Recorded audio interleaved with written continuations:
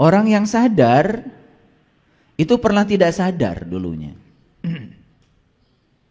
Makanya orang yang sadar itu cirinya juga cuma satu.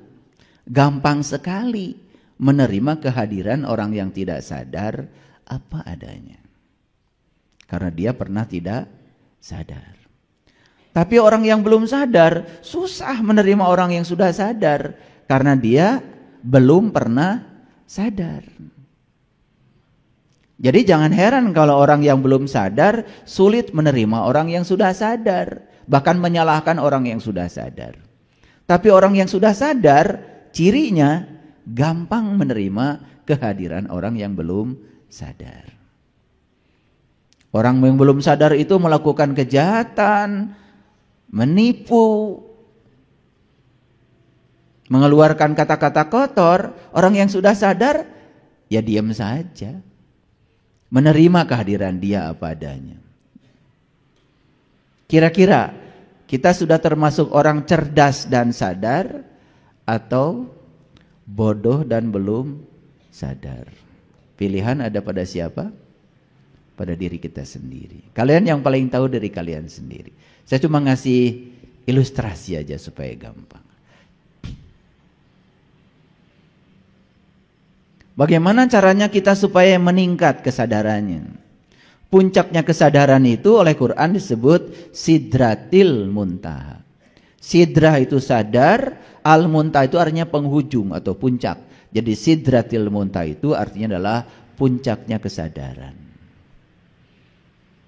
Dan sidratil muntaha selama ini dipahami oleh kebanyakan orang itu suatu tempat. Adanya di tempat yang jauh di sana. Entah di mana. Jadi ilusif. Lalu pikiran kita pun menjadi tercemar. Seakan-akan Allah pun tinggal di sebuah tempat di atas sana. Lalu terkadang kita sering bicara secara tidak sadar, saya mah tergantung yang di atas saja. Padahal Allah udah jelas mengatakan, wa huwa ma'akum aina ma kuntum. Aku bersamamu dimanapun kamu berada. Dan kata-kata Allah yang sedemikian ringkas, sederhana itu terabaikan oleh pikiran yang ilusif. Karena sudah terbentuk paradigma, kalau bicara tentang Tuhan pasti di atas.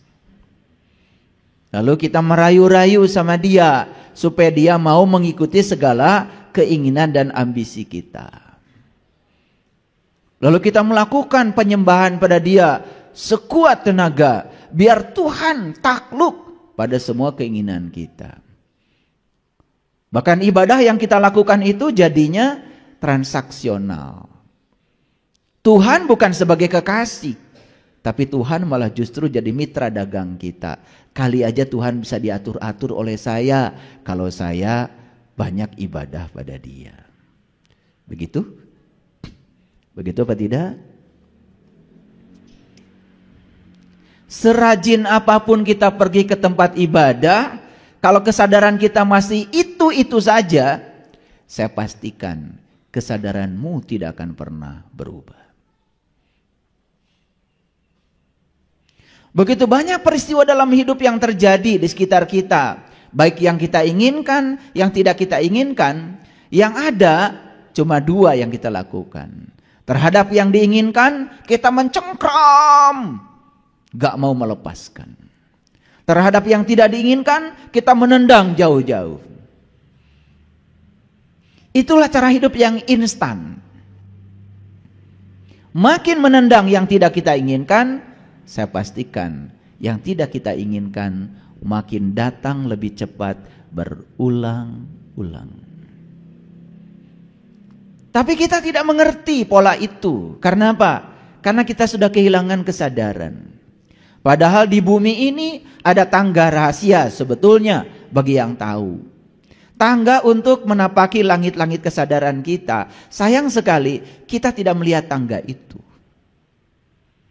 Bahkan yang sudah melihat tangga itu pun ya tidak tertarik untuk menaiki tangga itu pelan-pelan. Bahkan lebih senang tinggal di tangga itu sendiri. Itu yang disebut dengan zona nyaman. Makanya Jalaluddin Rumi mengatakan, aku sangat terheran-heran dengan manusia yang berani memenjarakan jiwanya sendiri.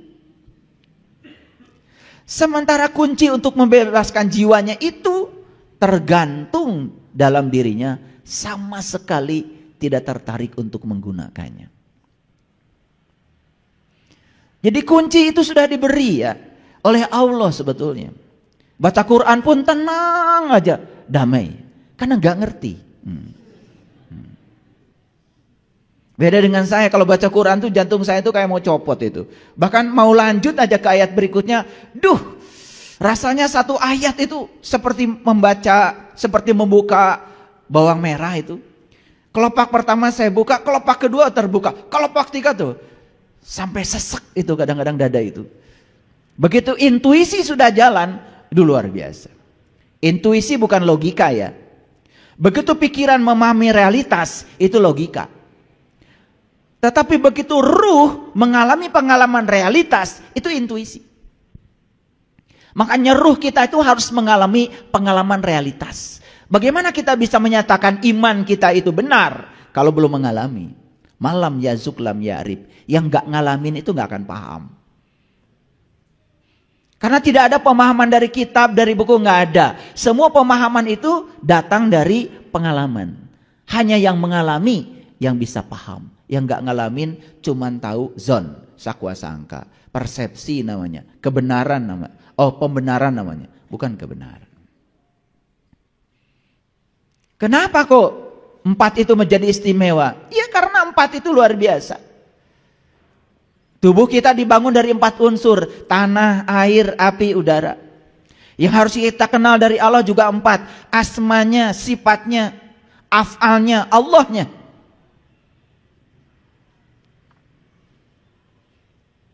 Sahabat Rasul pun yang kita kenal, yang paling top kan 4. Abu Bakar, Umar, Utsman, Ali. Ternyata semuanya serba 4. Lafaz Allah itu juga 4. Alif, lam, ha. Muhammad juga 4. Mim, ha, mim, dal. 4. Pernah memikirkan itu? Malah sebetulnya saya nanya sama kalian itu. Jawabannya udah bisa diduga. Pasti enggak gitu. Karena memang kita ini terlalu sibuk ya. Sibuk mencari sesuatu yang tidak ada. Tidak sibuk menikmati yang ada. Betul enggak? Punya uang 1 juta hari ini rasanya enggak ada. Karena pikiran sedang mencari yang 10 juta yang belum ada. Ya seperti itu. Tertipu terus oleh diri palsu kita. Oleh ego kita sendiri. Ya saya tidak mau cerita 17 Agustus sebetulnya. Tetapi siapapun yang sudah tahu rahasia 17 akan merdeka jiwa raganya. Siapapun yang sudah menemukan sholat pada tingkatan khusyuk, sholatnya sudah di makom Ibrahim, pasti merdeka jiwanya. Dan ciri orang yang merdeka itu bisa menerima setiap saat tanpa penghakiman, tidak terjebak benar salah, tidak terjebak baik buruk. Karena semua masalah manusia berasal dari pikiran yang menghakimi. Begitu seseorang pikirannya sudah tidak menghakimi, tidak ada masalah.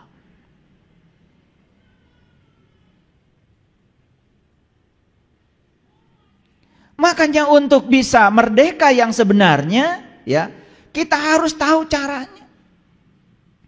Kita harus mengetahui rahasia untuk memerdekakan jiwa terutama. Seperti kata Rumi tadi. Kuncinya sudah tergantung pada dirimu. Tetapi mengapa kunci itu tidak kau gunakan untuk memerdekakan jiwamu?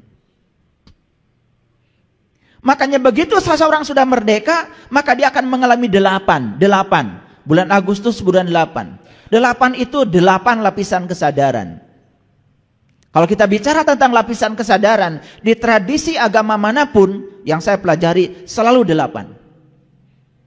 Semua tradisi agama kalau berbicara kesadaran 8.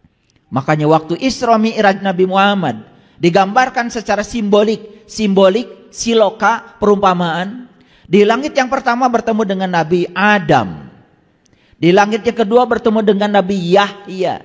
Di langit yang ketiga bertemu dengan Nabi Yusuf. Di langit yang keempat bertemu dengan Nabi Idris. Di langit yang kelima bertemu dengan Nabi Harun. Di langit yang keenam bertemu dengan Nabi Musa. Di langit yang ketujuh bertemu Nabi Ibrahim. Masuklah Sidrah Al-Muntaha. Langit di situ bukan langit secara fisik. Itu cerita tentang lapisan-lapisan kesadaran. Makanya kita harus bisa mencapai lapisan kesadaran yang tertinggi, namanya Sidrah Al-Muntaha. Walaqad ra'ahu nazlatan ukhra inda Sidratil Muntaha, indaha jannatul ma'wa, id yaghsha sidrati ma yaghsha. Disitulah tempat pertemuan kita dengan alam asal kita, tempat pertemuan kita dengan jati diri kita. Maaf saya menyebut kata tempat karena tidak ada lagi cara untuk mengkomunikasinya. Yang sebenarnya Sidratul Muntaha bukanlah tempat, tetapi kesadaran puncak yang dicapai oleh setiap insan yang mau melakukan proses perjalanan menuju langit-langit yang lebih tinggi. Jadi langit itu menceritakan lapisan-lapisan kesadaran. Karena langit yang di sana nggak ada. Itu cuma ruang kosong antar planet kok. 19 itu kalau di Quran itu adalah pintunya neraka Syakor. Ada 19 pintu. Jika seseorang sudah merdeka jiwanya, maka kesadarannya akan meningkat sampai Sidrah Al-Muntaha. 19 pintu neraka itu tertutup rapat bagi dia. Maka 4, 5. Luar biasa. 4 sudah saya sampaikan ya. Semua hidup itu saraba 4. Kita menjadi tahu dan kenal kepada rahasia angka 4. Dan 5 itu kalau di Islam luar biasa ya. Itu kan rukun Islam. Islam itu adalah damai pasrah. Itulah puncaknya kehidupan. La tamutunna illa wa antum muslimun. Keren bukan? Keren ya kalau dibahas. Tapi hari ini topiknya bukan itu. Oleh karena itu, mari kita bersyukur hari ini kita masih dihadirkan, diberikan kesempatan untuk merubah cara berpikir kita, kualitas hidup kita. Semoga kehadiran kita di tempat ini menjadi berkah untuk diri kita, keluarga kita, dan seluruh semesta. Mari kita puji Allah bersama-sama membaca hamdalah. Alhamdulillahi Rabbil Alamin. Mari kita awali kajian kita hari ini bersama-sama memohon ridho dan berkahnya, seraya menyapa asmanya dengan kelembutan dan cinta dengan membaca basmalah. Bismillahirrahmanirrahim. Topik kita hari ini adalah percaya dan tidak percaya. Dua-duanya tidak bisa dipaksa. Percaya dan tidak percaya tidak bisa dipaksa. Maaf ya, saya mau cerita pengalaman saya. Waktu kecil saya mempertanyakan banyak hal. Saya mempertanyakan tentang Allah, tentang malaikat, tentang kitab. Saya mempertanyakan tentang Rasul. Saya mempertanyakan tentang hari kiamat. Saya mempertanyakan tentang akhirat. Wajar nggak kalau saya mempertanyakan itu? Wajar nggak? Wajar kan? Tetapi jawaban yang saya terima, ini pengalaman saya. Dari guru-guru ngaji saya, jawabannya tidak boleh bertanya itu. Wajib percaya. Tambah bingung saya. Sedangkan wajib itu kan dilaksanakan dapat pahala. Ditinggalkan dapat siksa. Kan dua-duanya juga itu kesadaran rendah. Coba, kita punya karyawan. Dia itu melaksanakan pekerjaan karena berharap pahala, berharap pujian dari kita. Dan dia melakukan pekerjaan karena takut dapat hukuman dari saya. Kalau kita punya perusahaan dan karyawan kita semua begitu, maju nggak perusahaan? Bangkrut perusahaan kita. Kita butuh di perusahaan kita itu orang yang butuh bekerja, orang yang butuh untuk mengimplementasikan eksistensi dirinya agar dia eksistensi. Keberadaan dia itu ada. Makanya ada 4 tingkatan motivasi. Pertama, motivasi hadiah.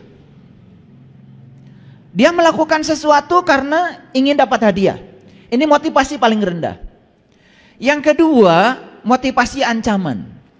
Dia melakukan sesuatu karena takut dengan ancaman.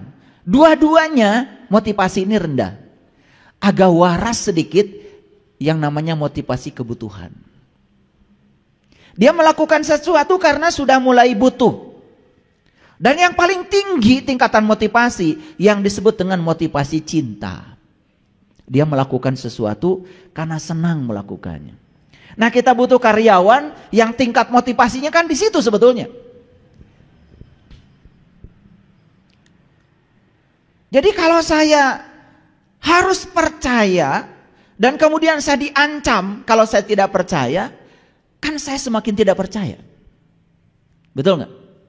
Karena percaya itu kan perlu ada bukti. Yakin itu perlu ada bukti. Yakin itu perlu ada argumen. Yakin itu perlu ada alasan. Setuju nggak dengan saya? Jadi baik percaya maupun tidak percaya, dua-duanya juga tidak bisa dipaksa. Jadi tidak bisa, pokoknya harus percaya.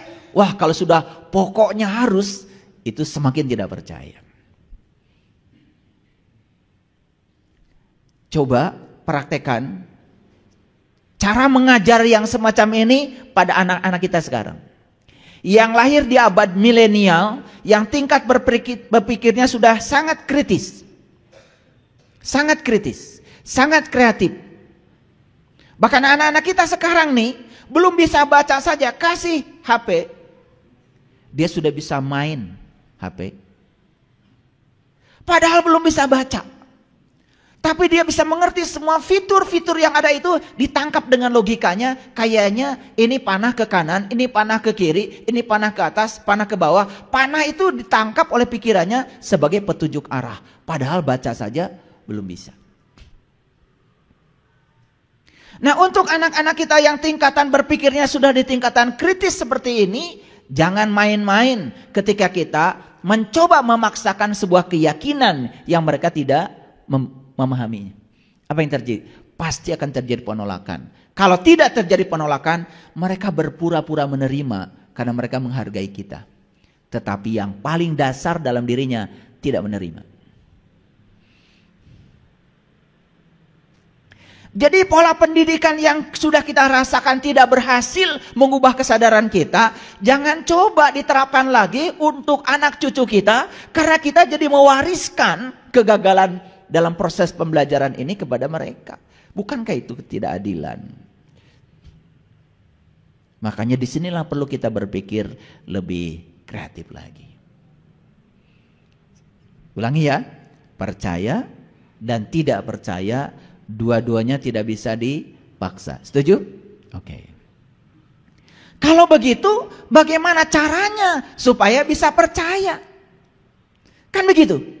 Harus dicari cara secara kreatif supaya percayanya itu betul, bukan karena pura-pura. Oke, inilah topik kita hari ini. Apa sih yang disebut dengan percaya? Ini saya seperti biasa. Saya tanya dulu kamus resmi bahasa Indonesia. Biar tidak salah, ya. Menurut kamus resmi bahasa Indonesia, percaya itu artinya mengakui atau yakin bahwa sesuatu memang benar atau nyata. Mengakui, yakin bahwa sesuatu itu memang benar dan nyata. Itu menurut kamus. Seseorang itu baru bisa mengakui sesuatu, baru yakin akan sesuatu kalau itu sudah nyata.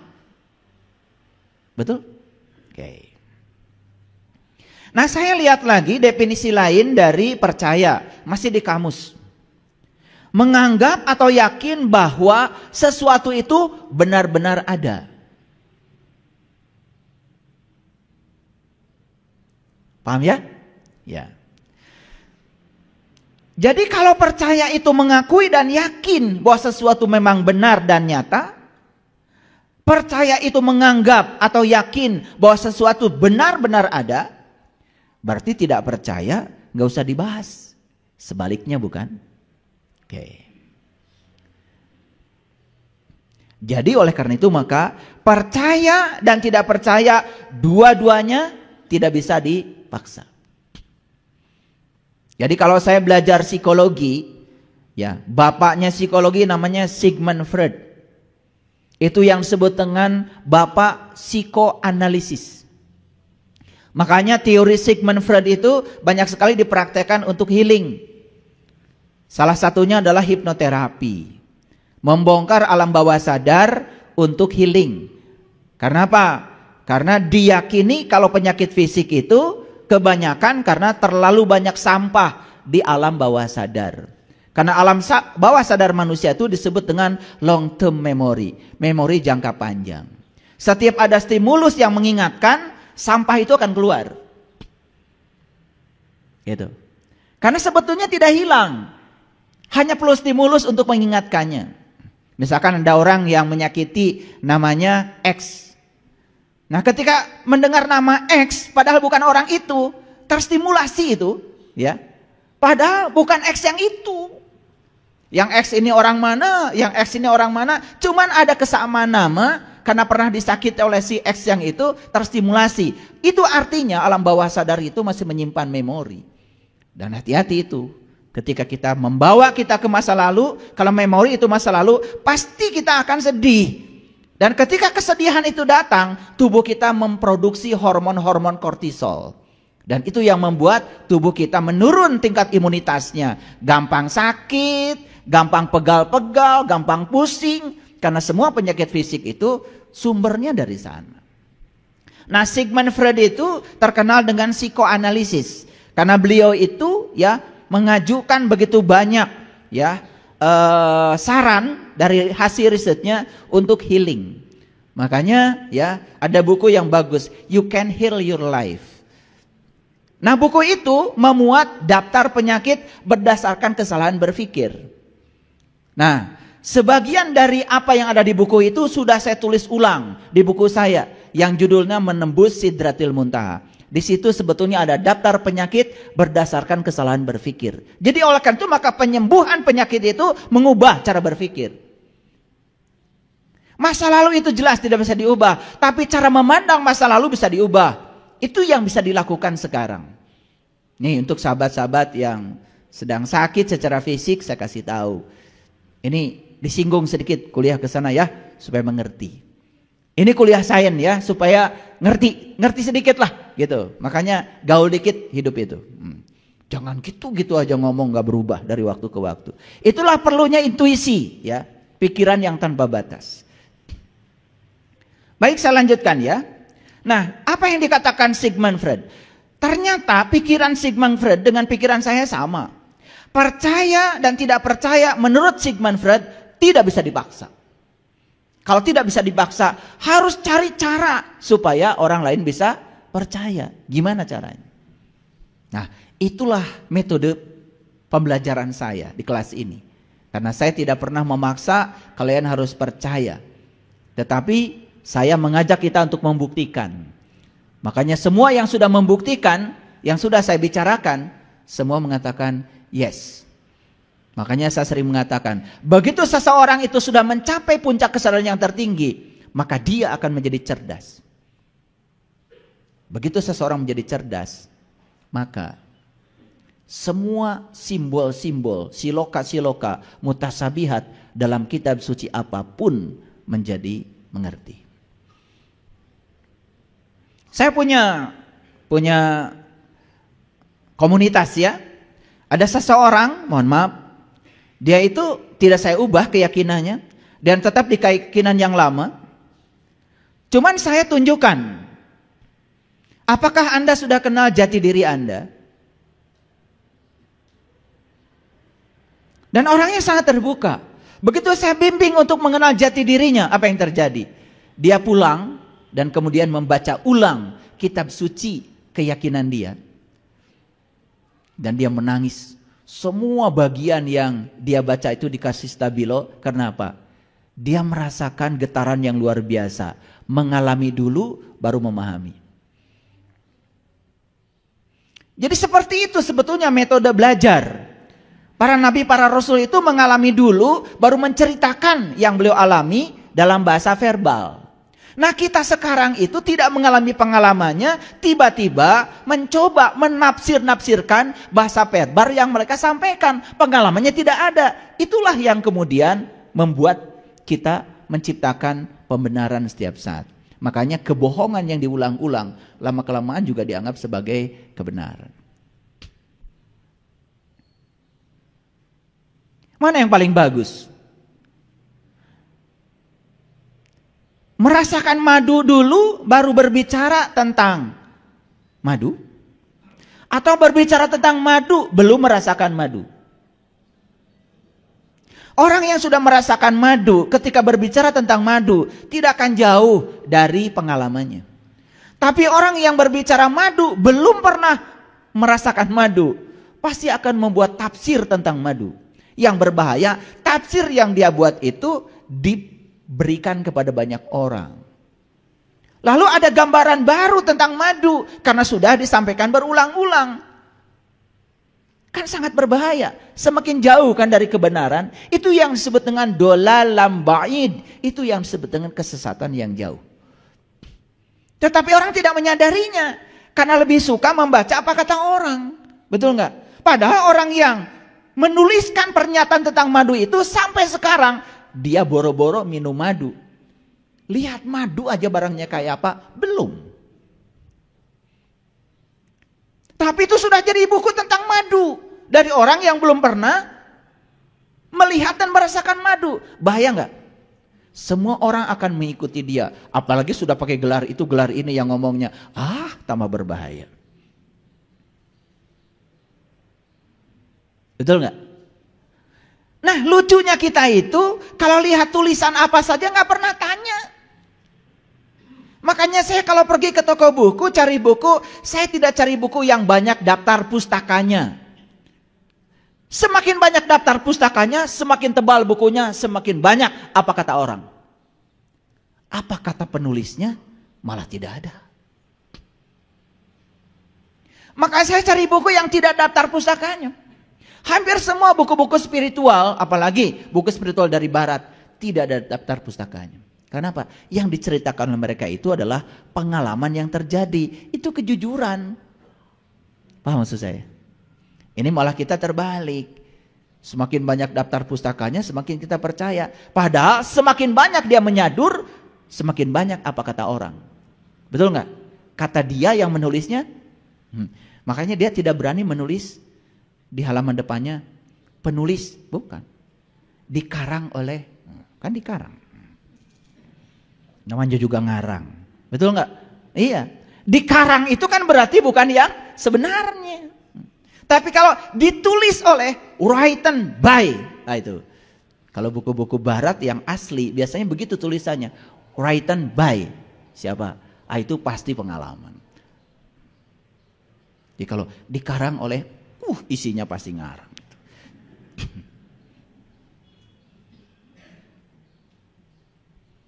Baik.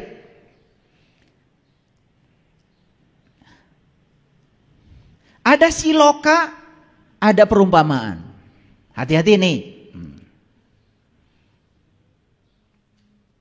Leluhur kita itu cara mengajarkan sesuatu kepada kita menggunakan bahasa tingkat tinggi, namanya bahasa siloka.